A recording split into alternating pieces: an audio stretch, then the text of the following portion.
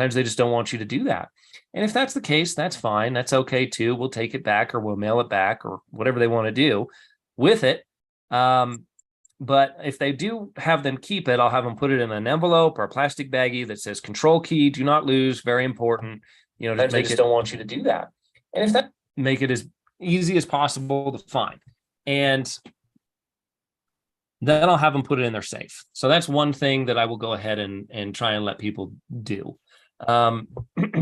Most of the time you'll go in there and they have no clue what you're talking about. It's not in the safe. They threw it away. The previous locksmith didn't give it to them. All of these things can happen. So if that happens, what we need to then do is we need to come up with a plan. And depending on the size of the job is going to depend on what our plan is. There's several different ways to defeat this lock. There's several different ways to come up with a control key, and there's several different ways to basically just get this job done. And one of those ways is going to be to drill the lock cylinder out. If the job is really big, then what I'll do is, hold on one sec. If the job is really big and there's a bunch of cores on site, like let's say there's 40 lock cylinders to rekey, that would be a good indication that you're going to need to get a leashy tool, or you're going to need to get one of the cylinders out and you're going to need to take apart the pins, and you'll have to decode the pin stack so that you can go ahead and create a control key. So you're not drilling 30 or 40 or 50 or 100 locks out. If it's just going to be most applications, most of your general stores or whatever are going to be, it's just going to be like 5 or 6 locks at the most. If it's under 10, I'm probably just going to drill, blow, and go. I'm just going to go, drill them out, pull them out, pop the new ones in and go. And so that is the easiest one to understand. And there'll be several moving parts. I'll go into how to make control keys by decoding pin stacks later.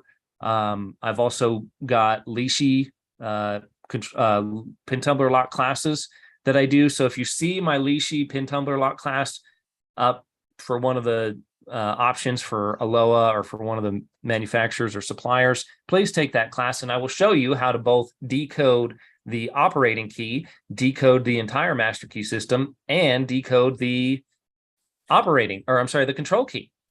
But that's way too much to explain in the 15 or 20 minutes that I want these little bite-sized morsels, or if you will, of classes to be. So for this one, I figured we would definitely be able to figure out how to do drilling, at least in a fairly quick way here. So let me pull up Wayne's Lock Shop. Let me get logged in here, and then I will do a screen share and I will show you what we have done for you. Trying to maintain these classes every single Monday is difficult, but it's fun. I enjoy doing it. It's just making the time and trying to get down and sit down for this thing here. All right, forum section. Pull you guys in, screen share, voila, aha, excellent. All right, refresh that bad boy. And we should be under general locksmithing. How many people here have drilled an SFIC core successfully to control? Easily. How many people have done that? Yes or no? Just say it out loud. We don't have very many people here. Not me. I've never drilled a core. Never drilled a core. Never drilled it to control. Never drilled it to operating. Okay, good. Then we're going to learn something. I love it when we learn something. All right. So here is my most recent post in Wayne's Lock Shop, right up here. We do a 7-day free trial. And then we do a lifetime membership. We also do monthly membership. It's $9.99 a month, $99 a year, or $250 for lifetime membership. So if you're interested in any of those, just shoot me an email and let me know. But what we've got going on here is, I'm going to show you this picture right here. This picture right here is going to show where that shear line is for the control lug. We have two different shear lines on these. I wonder if I can make that bigger. Apparently not. Okay. So this is the control lug. There's two completely different shear lines, and maybe this one's probably a better explanation right here. So you can see the normal place where we would drill for a shear line would be right at where this crests, right where the two cylinders meet, right in the middle of the snowman, if you will. Okay. That would, if you drilled right here, this is just a little bit below the control lug shear line. So you can see how we've got the control shear line and it to control position right here where it's retracted.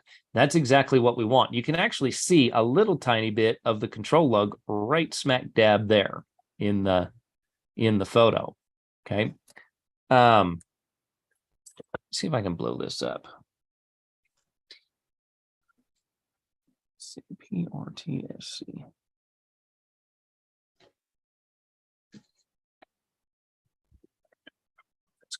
Do that or not.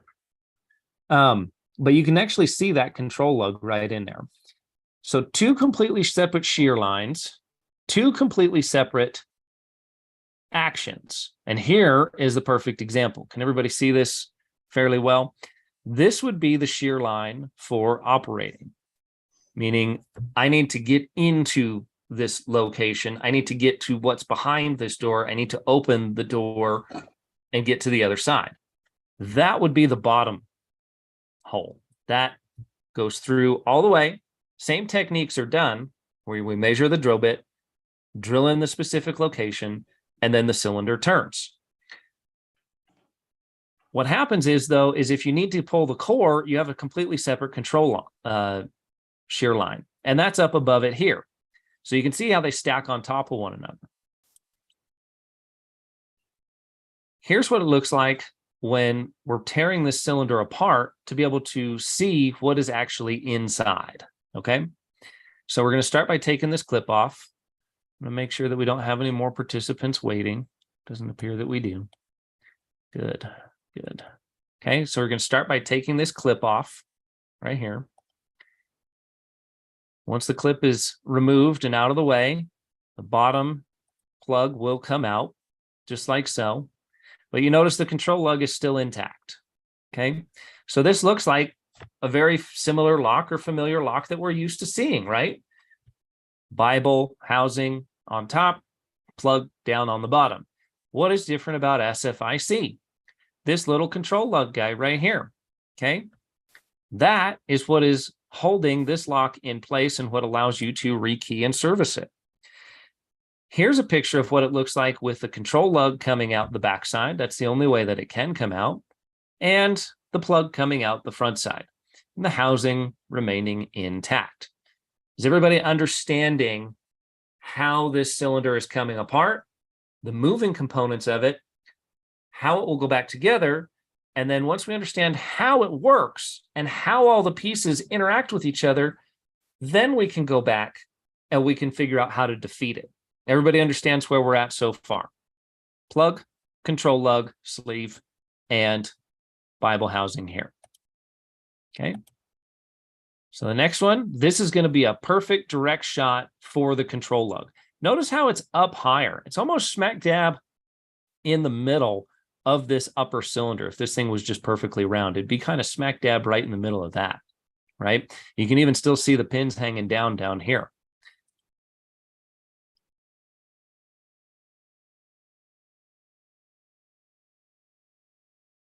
All right, the little image that could. Let's see where we're at here. So what I'm having you do, and what I'm explaining to do here, is I like to start off with an 1/8 inch drill bit. Now, 1/8 inch is fairly small, and I'm actually not going to recommend that you start off that small. I'm actually going to recommend you start off with something a little bit larger, something like a 1/4 inch. And here's why.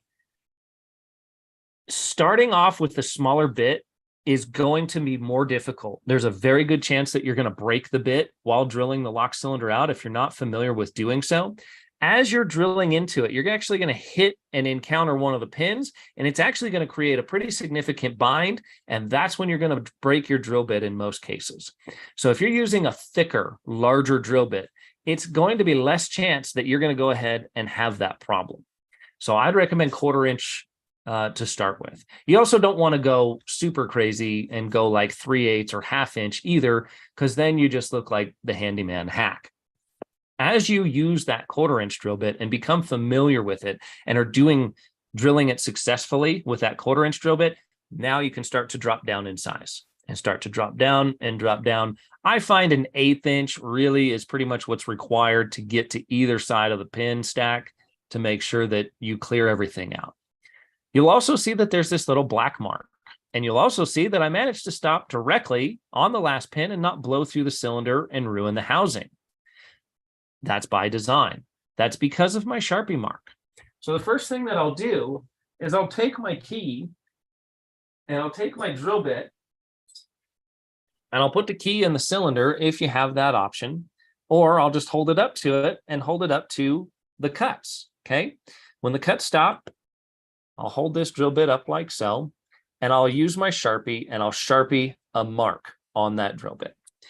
When I Sharpie my mark on the drill bit, that's as far as the key goes into the lock. As long as you have that accurate, you have the correct key, you have the correct measurements, and you know you're going to the correct location, you don't have to worry about over drilling, as you can see here. You get to that black mark, you stop, you get your screwdriver, you check and see. Can we retract the control lug? Yes or no? If you can, great, you're done. Pull the cylinder out, pop the new one in, spray some lube in there, you're good to go. If not, you're going to have more problems, okay? And you'll have to continue to advance until those problems are solved, and then you get the cylinder out, and then job completed, okay? So you can see how that drill bit lays right down in there, okay? And then stops right at the end. And that Sharpie is absolutely perfect right there to prevent you from drilling through the entire cylinder. Here is the control lug. Notice that we had to take all of the shear line out in the control lug in order to retract it so that it can come back. Now, how does this happen naturally in the lock? Well, there's a separate shear line for the pin stack as well. Now, I'm not very good at SFIC pinning. I'm not going to go through that equation, but there's basically a mathematical equation that tells you, this is your operating key. If this is your operating key, there's a certain amount that you add or subtract to it in order to create the control key. And that's how you can figure out a control key. If you have a core, you can take it apart and you can actually decode it and figure it out through the math on the pin stack. There's a reason for that. All those pins get trapped in this control lug, and it meets its own shear line, and it only rotates a couple of degrees over in order to pull that cylinder out. So this is what the control lug sleeve looks like after you've taken it out and after it's completely dead. Okay, so now we'll go back. Here's what the plug looks like. This would be drilling for the operating position here. If you're drilling on the plug, you're drilling for operating position. If you're drilling for the control lug, you're drilling on the control lug itself. Here's what it looks like from the top. Again, this is a cylinder operating key drill. And a little bit closer. Okay, so it's taking those pins out right at the top. I wonder why it doesn't like this particular photo for some reason. Wayne, yes, go ahead. is there a standard measurement for the 6 or 7 pin in case you wouldn't have a key available? You know, that's a real good question. I bet there is. I don't have the answer to it. I wonder if I got a tape measure. Could probably figure it out. There's your 6 pin. There's your 7 pin. I have a little tape measure in here. I could figure that out, but you could measure the cylinder and just make sure that you don't go any further than that particular point. I just don't have a tape measure right here handy. Oh, I do. Looks to me to not go through this cylinder you're going to you cannot drill over 1 inch. So you could do quarter. Looks like it's just sitting right at 1 inch. So anything under 1 inch is going to be fine on your 6-pin cylinder. 1.25 inches on your 7-pin cylinder. I don't know why this doesn't like that photo, but we're going to go ahead and change to the next one. Oh, that's one of the ones that I wanted to. All right. So then we're going to come back to this photo here. Now, can you see how this drill point is much different than a regular lock? How many people out here have drilled a regular lock? Anybody drilled like a regular Schlag or quickset lock or something? Oh, no, none of us. I try to avoid drilling locks. We do try and avoid drilling locks. However, every now and then it is just one of those things where they don't want to pick and customer needs in, and you got to do what you got to do. A normal drill point would be down here a little bit further. Okay, it'd be kind of the bottom of this hole would almost be touching on this cylinder here. So you can see how it's just slightly above it. In fact, like I said, the best way to really see that or to determine it is if this was a full circle, that hole would be smack dab in the middle of this upper chamber. If anything, if you want to err on the side of caution, come down just a tiny little bit. Okay.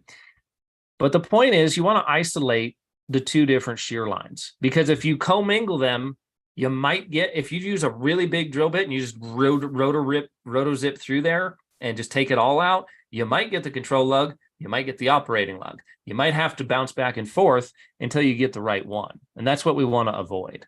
Okay.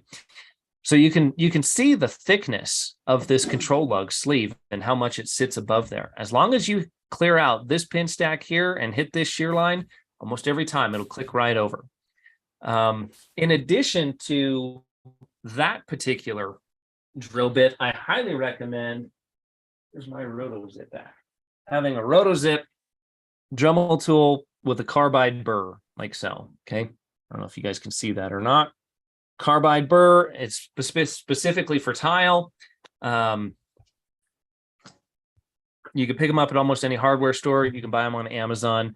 This little guy will actually provide the correct vibration and allow you to move laterally. And I just kind of, usually if I just touch this thing in the lock, just plunge it in one time and out. If it didn't knock it dead the first time we put the drill in there, I just run this thing in there and kind of roto-rooter it out.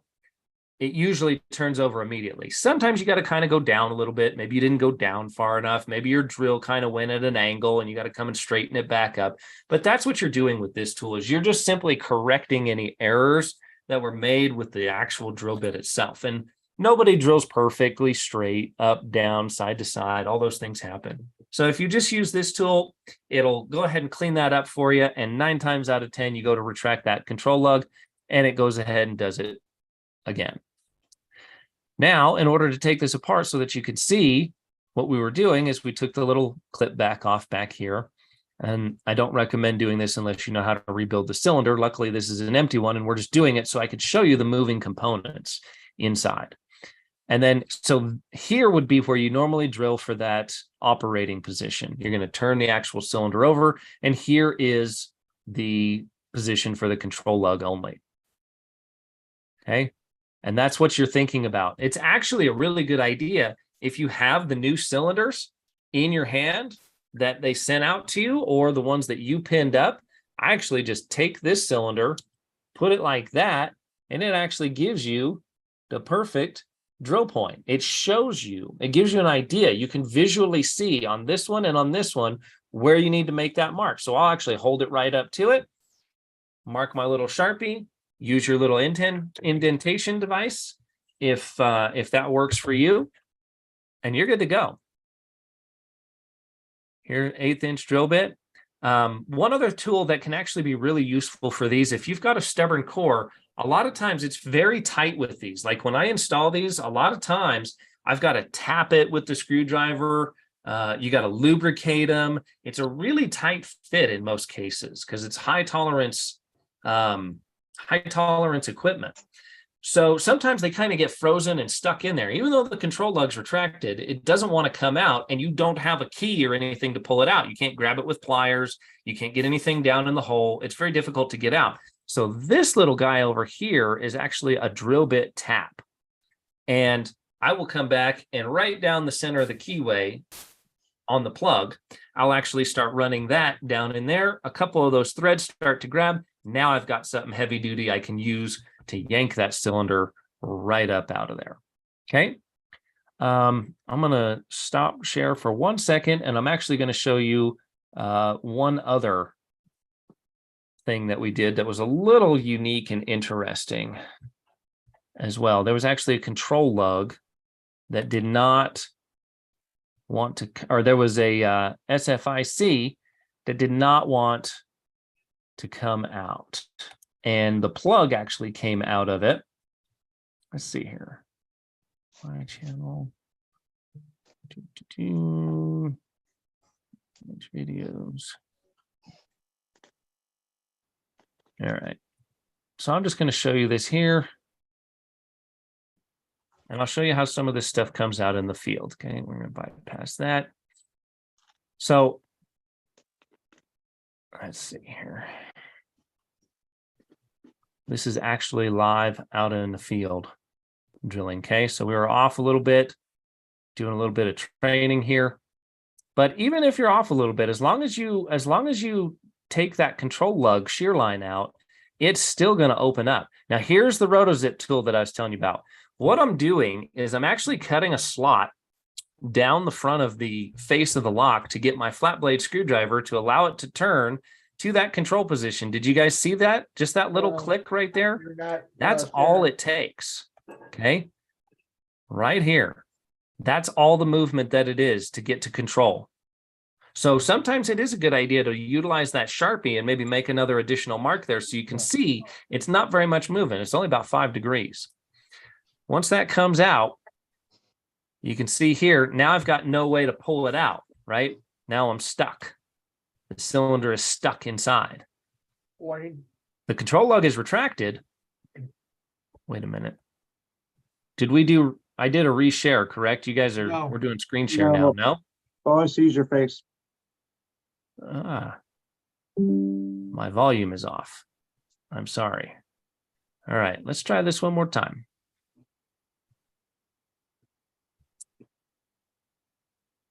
My speaker's not on? How come I can't hear anybody? I'm here. Okay, I hear you. Okay. There we go. All right, let's try this one more time. Blocks. One of the things I want this video sound down. All right, there we go. Okay, so here we come back at it. Okay. Now, this is not the most ideal drill point right here. We're kind of off to the side, and we're actually technically down a little bit low. But it does show some up close things that you can do to correct that hole for difficult and obnoxious cylinders. Okay. We're off to the left just a little bit, and we're probably a little low. So here's that Dremel tool with that carbide burr that I was talking about. Now, if this happens, what I'm doing is I'm cutting straight down the keyway. Did you see that turn right there? I'm going to show it one more time. That's what I was talking about before. Watch this turn from here, and you can actually use the side of the hole, or you could make a little Sharpie mark right over here to right there. That's the only difference. Okay. Here to right there. Very subtle, very small. But once you see it happen, you know that control lug is retracted.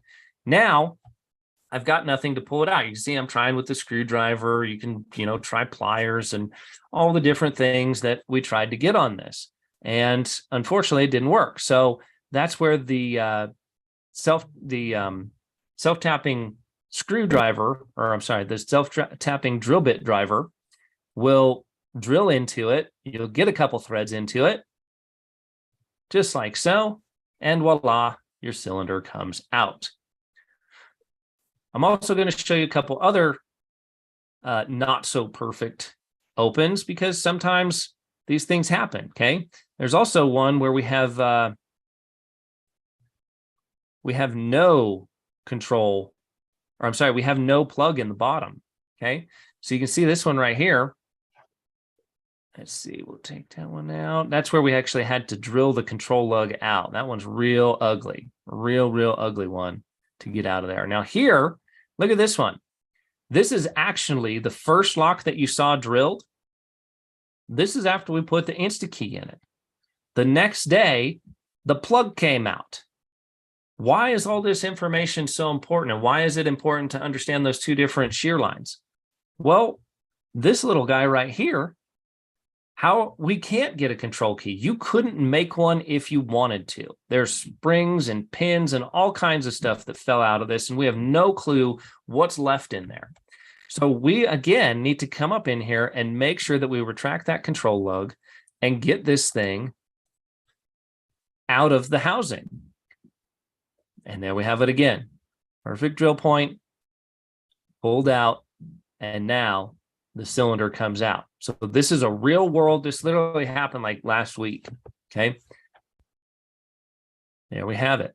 InstaKey, drill bit, taking out that shear line from that control lug. And voila, this one got a little lucky. We're still off to the side a little bit. I really like that center punch a little bit better. And then here you can see what that control lug looks like left in the housing. We actually separated it is what happened. Okay. So that's just a little example of all the different things that can happen with SFIC locks. Do we have any questions or comments or concerns? Happy to answer any questions if you guys have any. Feel free to unmute your microphones. Check the chat box down at the bottom here.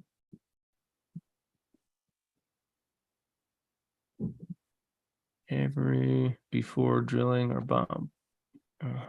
Okay, we're just looking at the comments and questions. All right, did everybody see? Everybody understands the control lug, drilling and shear line, and the operating shear line. Does everybody have a good understanding of that? Yes. Okay, good. Good stuff. You feel a little bit more confident if you run into any of this SFIC stuff out in the field that you'd be able to handle that problem? Definitely. Yes. Good stuff. All righty. Cool stuff. These are designed to just be, 20, 30 minute increments, bite-sized things. We don't have to sit down here for half a day on a Saturday or a Sunday and just expose what Wayne's Lock Shop has to offer. Again, I'm taking all of this stuff. I actually have a video compiled of all of this information that we just saw. It's still uploading. It's a 4K video, so it's going to take all night to upload. But that will be available at Wayne's Lock Shop too. If you'd like to join, just go fill out an application. Again, it's $9.99 a month, $99 a year, or $250 for a lifetime membership for a limited time, which will be going up to $285 in this year in 2023. So hope everybody has a wonderful evening. Thank you for your time. I do appreciate it. And we'll see you next Monday on Locksmith Live. Have a great day. Everybody take care. Yes, sir. Thank you.